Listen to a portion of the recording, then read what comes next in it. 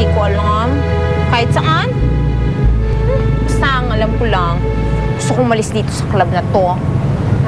Nainis ako. Kahit saan gusto ko magpunta. Kahit saan pwede mo akong dalhin. Sasama mo naman ako, di ba? Oo. Teka, nagtataka lang ako, bakit ganyan ka parang isang batang nagmamaktol? Ano nangyari sa'yo?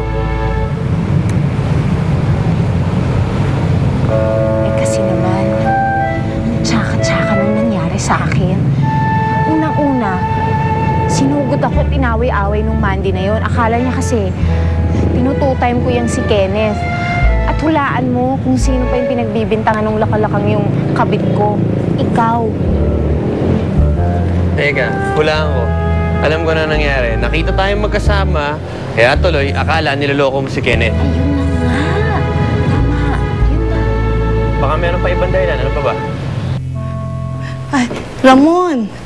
O ano, nagkausap na ba kayo ni Kenneth? Hindi pa ho siya nag-confirm, tita. Ha? Ako naman itong batang to, parang lumalayo na ata sa atin. Para bang walang halaga na tayo sa kanya. Hindi naman po siguro, tita. Baka naman busy lang sa trabaho. Naku, Ramon, kahit na anong busy ng isang tao, kung importante tayo sa kanya, gagawa siya ng paraan, gagawa siya ng oras, hindi ba? Inaway-away din ako ng boss ko. Akala ko mabait yung boss mo.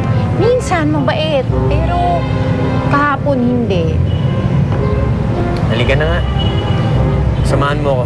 Tanggalin natin yung bad vibes mo. Saan tayo pupunta? Basta, tara.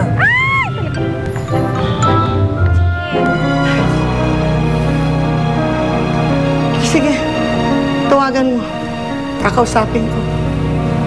Tita, Sige na, hindi ba ako na lang makikipag-usap eh.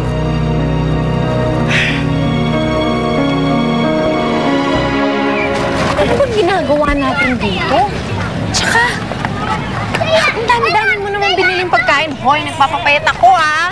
Kailangan Hindi maging sexy. Hindi naman tayo kakain ito eh. Eh, para kanino ba yan? Basta, malalaman mo rin. Halika, samahan mo ako.